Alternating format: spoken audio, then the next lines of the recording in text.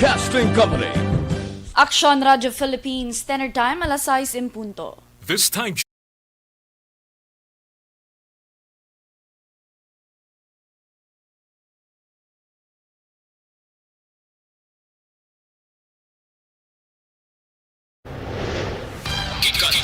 gikan sa News Center sa Aksyon Radio. Yari ang mga nagapangunang balita sa syudad sa Bacolod kag probensya sa Negros Occidental. Mga balita lokal, nasyonal, sa Aksyon Balitang Bayan. Numero 1, Aksyon Balitang Bayan.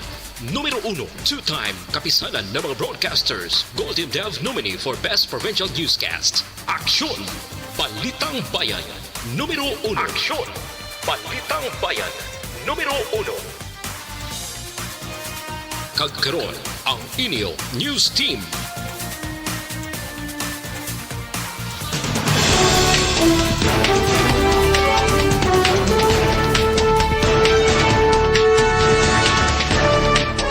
Sa ato nagapanguna ng mga Pangulong dinalan sa mga balita lokal, pamunuan sa Police Station 3 ginpangiwala nga gipalukpan ang mga gindakop sa illegal gambling. 43 anyos nga babae kag duha pa pilason matapos ginluthang sang ila sini paryente sa Banwa sang Pontevedra. Sa balita national, licensure examination sa Enero tubtob Marso, gintugutan na sang National IATF. Supply agreement sa COVID-19 vaccines target isecure sang gobyerno sang Pilipinas.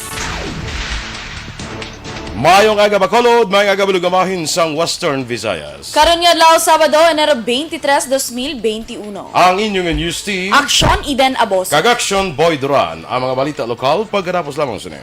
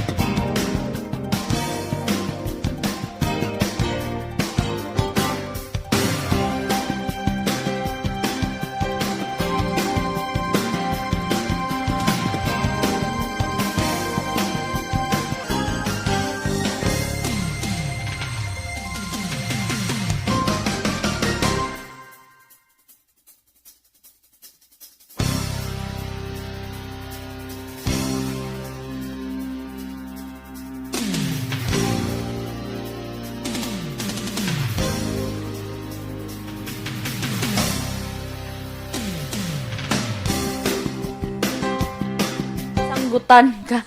Nakalain. May aga Papa Boy and Miss Baby Eden. Thank you so much. Of course, Papa Edwin Pantaras, good morning. Aksyon Radio Bacolod kag sa tanan nga listeners. Mama Feby dira, good morning kag sakon nga mga cousins. Pantaras Duran family. Thank you so much for listening. Alex Fuentes, good morning. Action Boy kag Action Eden. Happy weekend sa inyo. Of course, aragid si Sir Alex Fuentes. Duwa gid ka Alex perming present sa aton sini Action Boy nga newscast. Mas hambali Sir Alex Monteza, mas sa una nga sultada. Siyang manok ka pink. Oo, manok nga pink, wala pa kita atak din na Papa Boy ang mainit nga balita. Guillermo Clarita ready na diba? Clarito gali. Sala akong pambasa. Si Gimo Clarito na, yan ang amigo man. Oo, yung recruit ya. Yung recruit na. Good. Dito na obligar gidya kaya malani gidya nga bugtaw na da. Oo. Marlene Abarte, good morning man. Lito Dayop maing aga. Mario Buenaflor, good morning. Happy weekend. Musta lang ko sa palangga niya asawa si Vanji Dry Duck. Si Vanji Dry Duck kami sa China. Abi ko pangalan niya, si asawa niya, si Vanji Dry Duck kami sa... Apelido, Dry Duck. Oo. Tuloy yung apelido Gali, kaya mo na, asawa niya. Naka-dry duck sila sa China. Si Noel Amar, dira sa may Canada, of course. Good morning, no? Sa kay Linlin Abeliana, Mayang Agaman, Jessie Sorita, kag kay John Mapa, sa Mapa family ko no, good morning. Josette Magua de los Reyes, sa kay Nonoy Vicino Tenorio from Sara, Iloilo. Shirley Espino, good morning man. Shirley Espino. Musta ko nung panahon di sa Bacolod. Kuan man daw okay lang no? Okay lang. Okay lang Pero panahon ti ko, kung kagahon niya ti bugnaw gid Naga bugnaw gid siya tapos pagka kung isa kung gabi gaulan-ulan gamay. Correct. Dahil hindi mo actually mabalaan na ang lakat sa panahon dito sa Bacolod. Yes, so daw kung isa hindi mo mabalaan nga siling mo daw kainit kasi ulan man ang nagali. Usually action boy subong no notice ko pila na kaadlaw. Nga kung to halin abi mga like 9 or 10. Hasta mga alas 2 or alas 3 pero tingtagi ti isang init. Pamalahon niya ang linabhan mo. Tapos kung malipat ka gani isang punpon ate. Basa naman kapag alas 3 sa hasta mga alas 6 ga inulan. Kuala mo naman liwat, ang bunlawan mo naman liwat. Oo, kakapoy yun pang labadaan, Blackson boy. Mayo tani kung paglaba mo, mamalada yun. Wrong. Tawandaan ka pang labang daan sa piyak niyo balay. Oo, bala. Sa piyak mo yung balay. Sa tanan nga nga bala, Kasi gusto, mga... kasi may gusto daw magpalaba. Gabaton ko. Wala ko laundry business ha. Hand wash ni baka-baka. So medyo mahal-mahal siya. Amo na. Oo no? Sige. Sige. Jocelyn Kalamaan, good morning man sa imo, no? So standby na kita mga aksyon sa aton aksyon akong mga balita lokal. Especially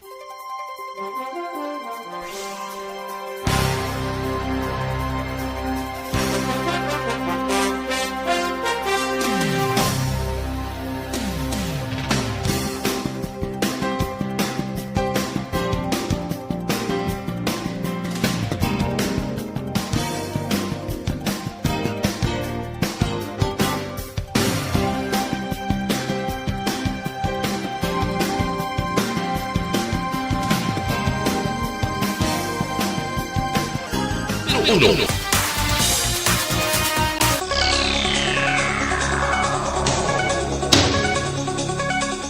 Action Radio Philippines Standard Time, lasay 7, sa detalye na sa aton mga balita lokal.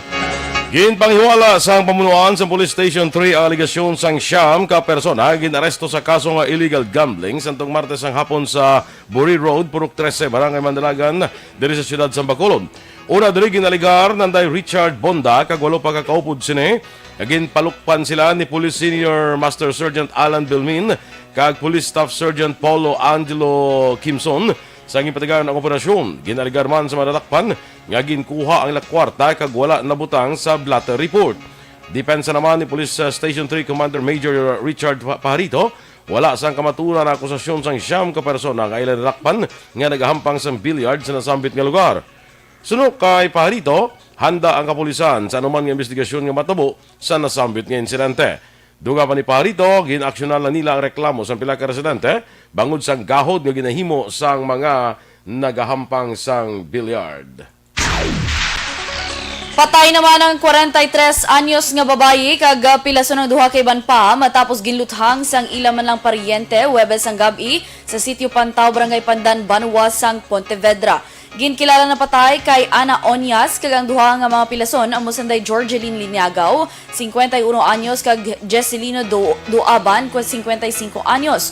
Sunod kay Pontevedra PNP Deputy Chief of Police Lieutenant Donnie Magbanwa, papauli na ang mga biktima sang ginbantayan kag ginluthang sang mga suspetsado nga ginkilala kay Pedro Onyas, 41 anyos kag Nelson Espadera, 39 anyos, gamit naman ang kalibre 45 nga armas luthanga. Nadakpa naman si Espadera apang nakabalagyo si Onyas nga mong nagpalupok sang armas. Nagwa sa investigasyon nga ang madugay nga dinumtanay kag away sa duta ang rason sang insidente.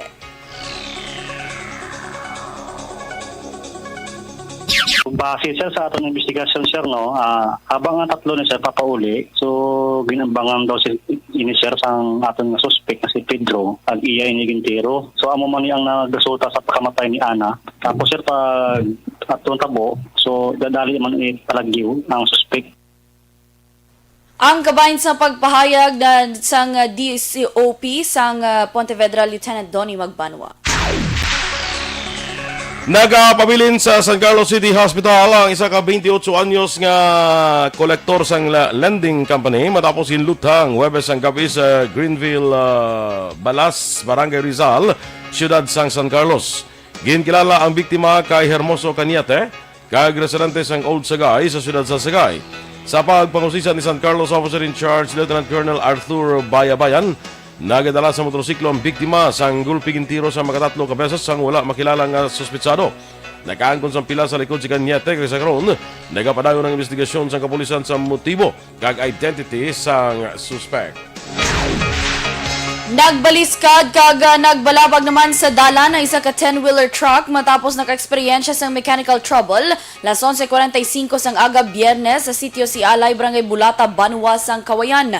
Ginkilalang driver sang truck kay Arnel John Bolneo, 44 anyos, kag residente sa Barangay Dangkalan, Banwa, sang Ilog, samtang ang duha ka kaupod sini ang ginkilala sa ilananday Hell Rose, 28 anyos, kag Arlene Lavilla, 28 anyos, tanan residente sa Barangay Manlukahok, syudad sang Sipalay.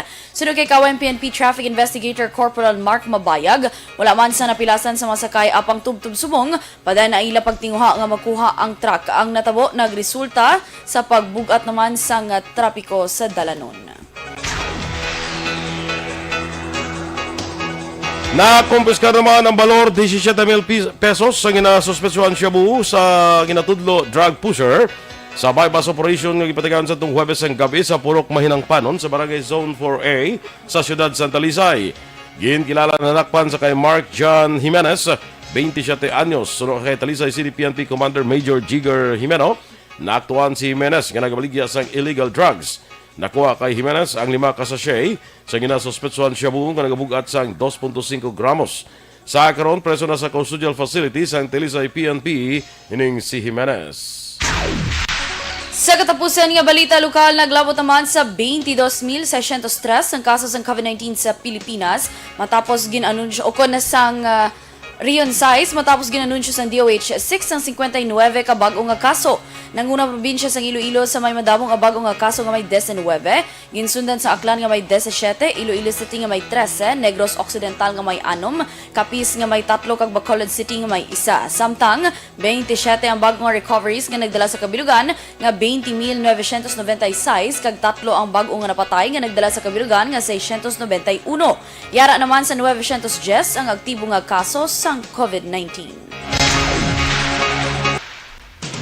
Aksyon Radio Philippine Standard Time, las 6:12 sa aton kung pinakauna nga Pinoy nga nagpositibo sa UK variant ng COVID-19, negatibo na sa virus. Samtang licensure examination sa Enero tubtub Marso, gintugutan na sang National IATF. Ang detalye sa mga balita nasyonal sa magbalik sang Aksyon, Balitang Bayan Numero 1. Sa ato naman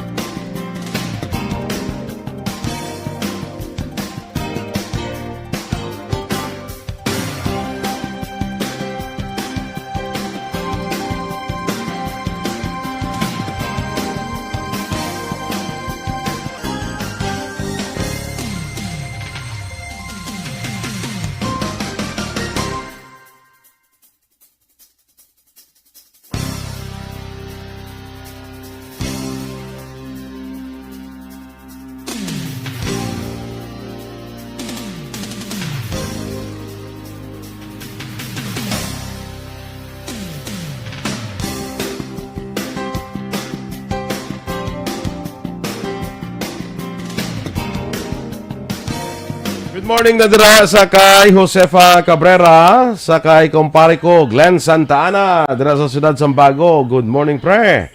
Kag kay Remia Garcia, good morning, man. Siling ni Noel Amanya, Sir Boy, nadala ka sa TikTok together sa duha ka gwapa kag sexy in the universe. Ay, Universe, gidya. Hindi nadalaman. Ako na yung nag-training sila. Wow! Actually, ano na siya namon, road manager. Ako na yan nag-training sila. Okay, balaan mo, sir, kung may mga events tani, nalistay lang kami niya gulpi, wala yan kami niya inform. Inform yan kami the day before. So, inform us lang nga, masaot ka mo ito maduwa. Kita yun, pilahaw. Correct. Toto Julian Esteves, good morning, man. Tamyo niya lang tanan nga pamilya Esteves sa barangay Mansablay, Isabela.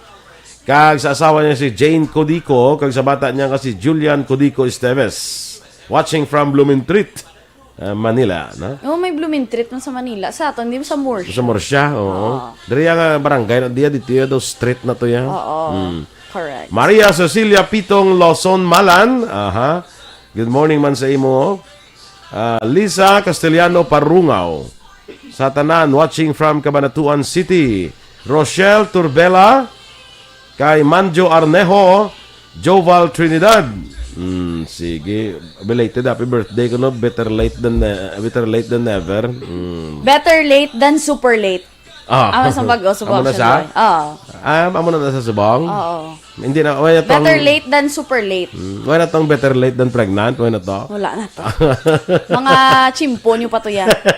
Sige, go. Sir Philip Isulat, good morning from Buen Retiro, Talisay. Stay safe and God bless. Carol Montoyo. Montoya. Yada ko na bala. Ay, Ma'am Carol Montoya.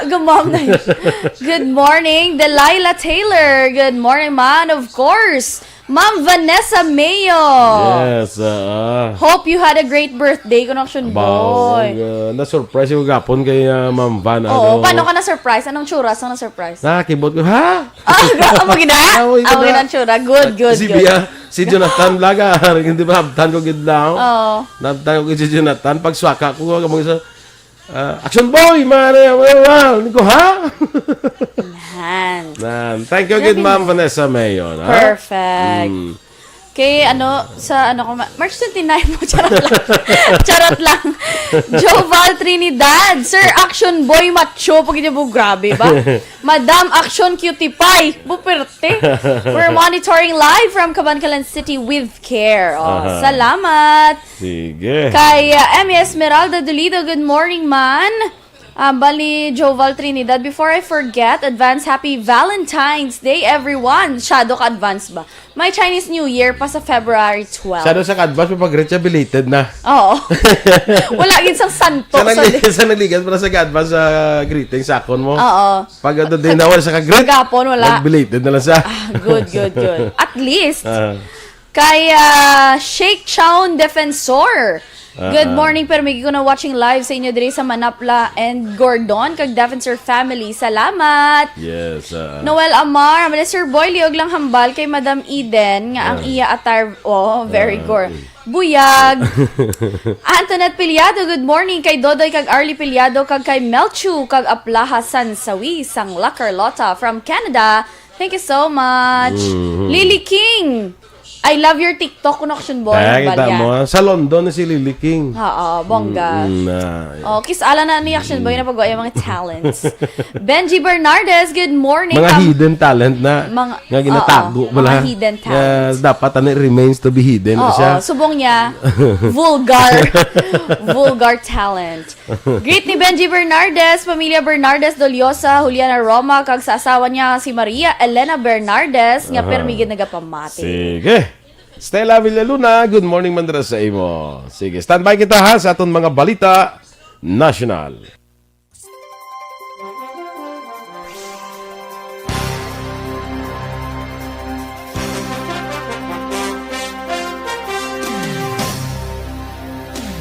Balitang Bayan, numero 1.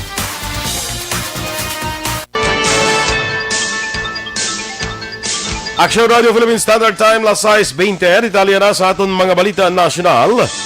Ginpahayag sang lokal nga gobyerno sa siyudad sang Quezon nga negatibo ang resulta sa swab test sang Pinoy nga nagpositibo sa UK variant sang COVID-19.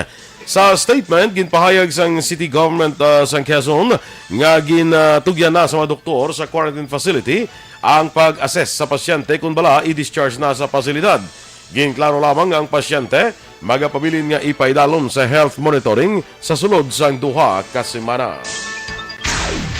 Ginanunsyo naman sa Department of Health ang 2,178 kabago nga kaso sa COVID-19 nga nagdala sa kabilugan nga 509,887 sa bugos nga Pilipinas. Nanguna ang Quezon City sa may madamong nga bago nga kaso nga naglambot sa 148. Ginsundan sa Bulacan nga may 88, Cebu City nga may 80, Davao City nga may 79, kag Mountain Province nga may 75. Samtang 250 ang bagong recoveries nga nagdala sa kabilugan nga 467,720 kag 20 ang bag-o nga napatay nga nagdala sa kabilugan nga 10,136. Yara naman sa 32,031 ang aktibo nga kaso.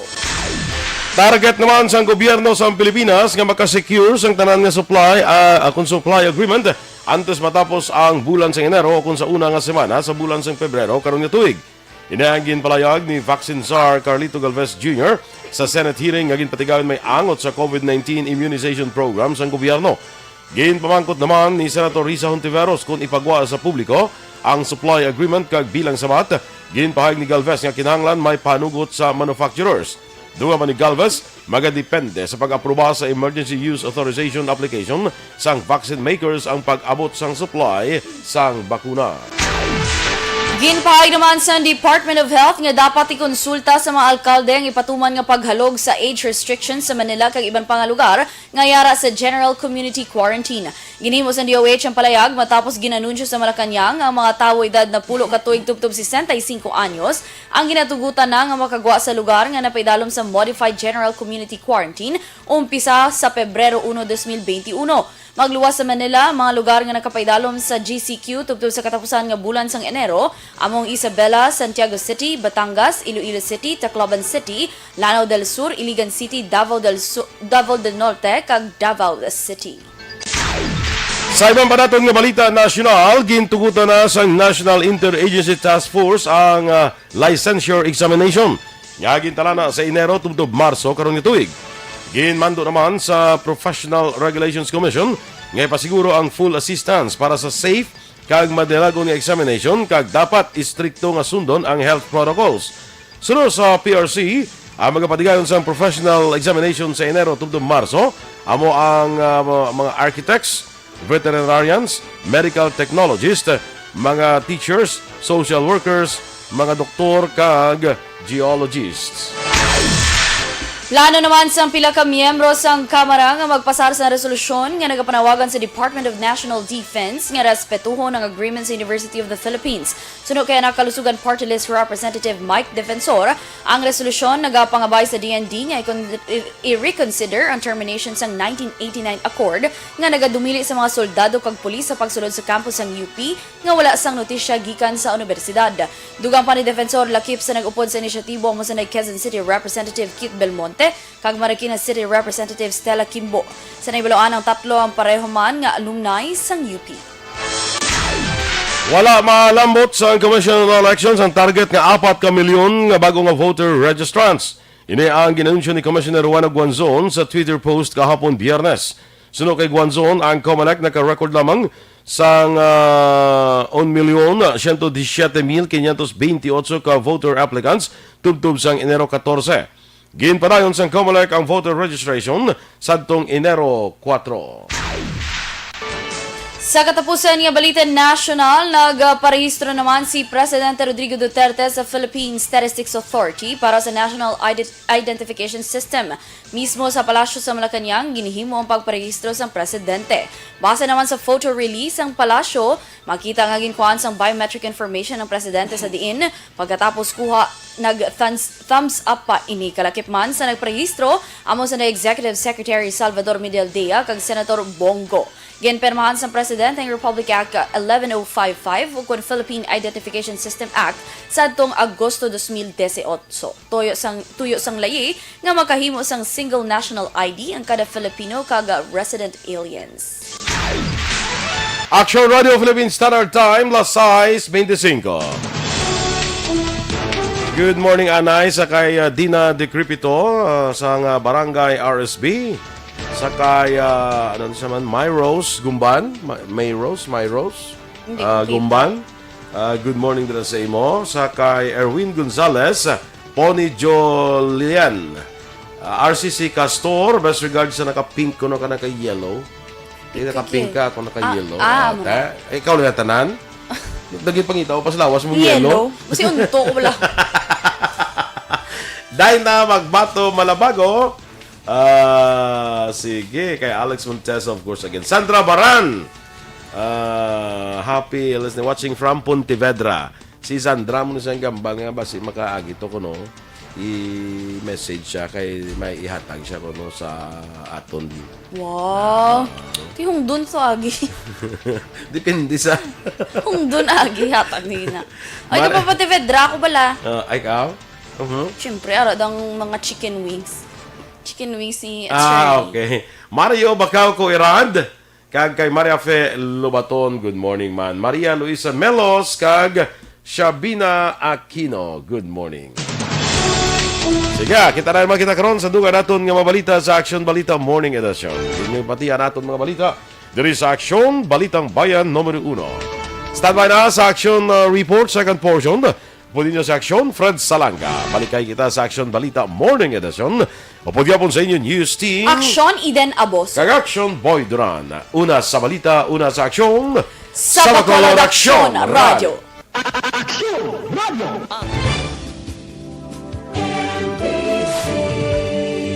Manila Broadcasting Company. Sa balita, komentaryo, issue, serbisyo publiko. Aksyon Radio. Sa Bacolod, Aksyon Radio. Aksyon Radio.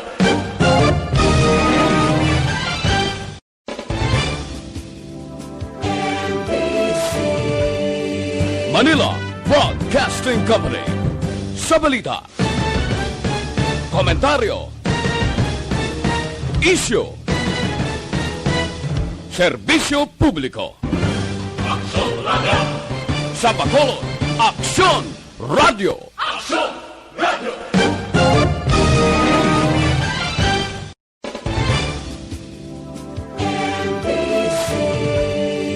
Manila Broadcasting Company. Sa balita, komentaryo, issue, serbisyo publiko. Aksyon Radio. Sa Bacolod, Aksyon Radio. Aksyon Radio.